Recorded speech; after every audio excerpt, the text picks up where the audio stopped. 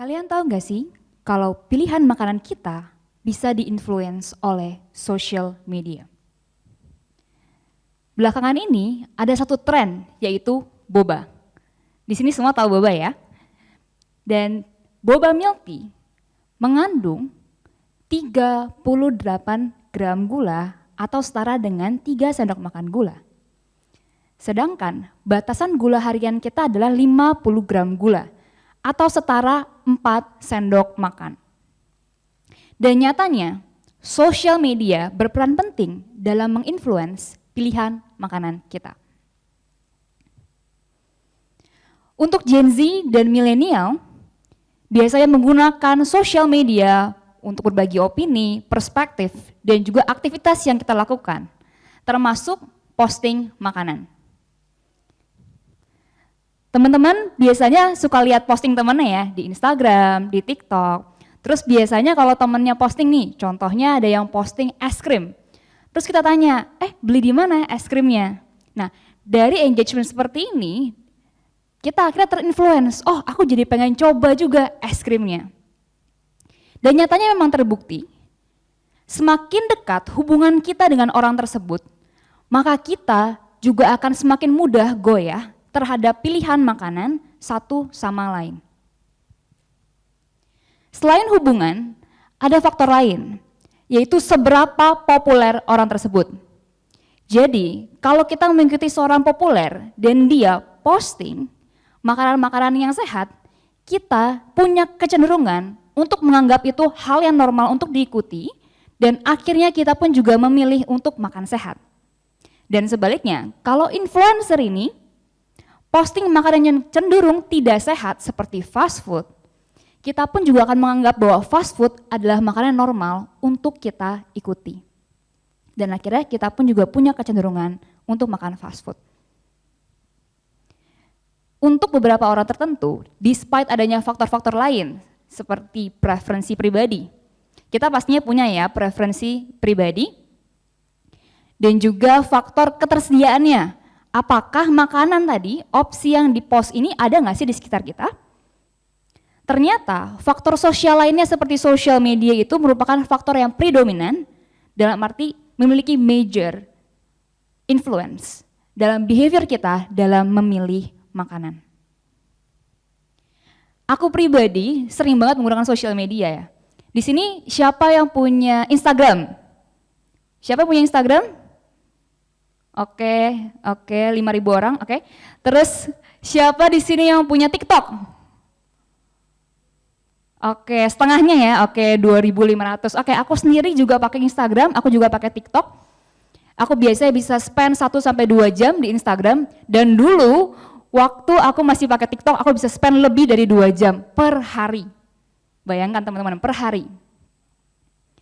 Dan biasanya aku lakukan pas aku scrolling, mungkin teman-teman relate ya, pas scrolling lihat makanan, enak nih makanannya. Terus lihat banyak review-review makanan, review-review restoran yang makanannya enak-enak, resep-resep dan juga lainnya.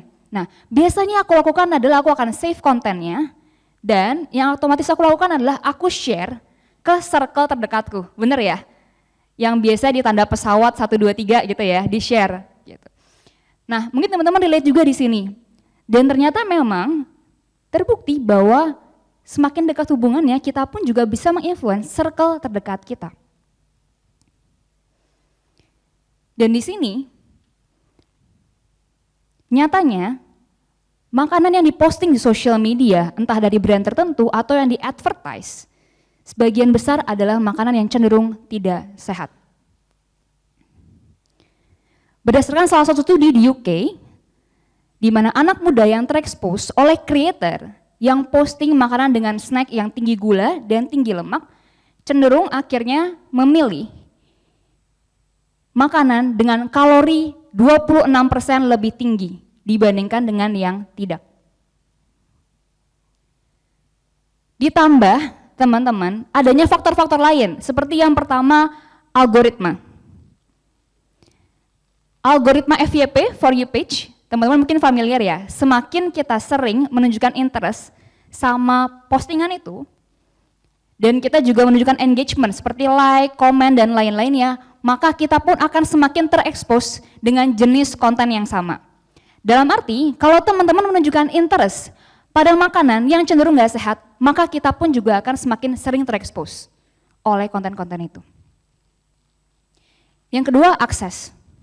Semakin mudah aksesnya teman-teman, di mana mungkin yang tinggal di perkotaan, sangat mudah ya, order only one click away. Teman-teman dari mulai lihat konten, sampai pilih makanannya tinggal order dan sampai ke meja kita itu hanya sehari. Kemudahan inilah juga yang membuat yang tadi sekedarnya hanya lihat konten dan tertarik sampai beneran langsung beli. Dari desire yang muncul saat kita melihat konten sampai dalam bentuk action berupa membeli makanan itu.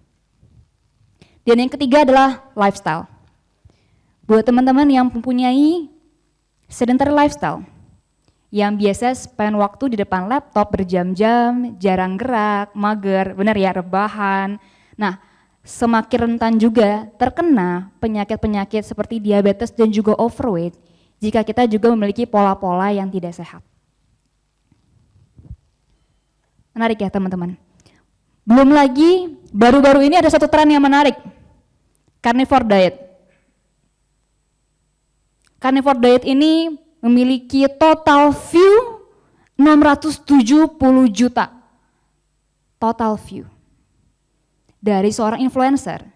Dan banyak banget testimoni dari creator setelah mengikuti carnivore diet, mereka merasa bisa menurunkan berat badan dan juga mendapatkan benefit health lainnya.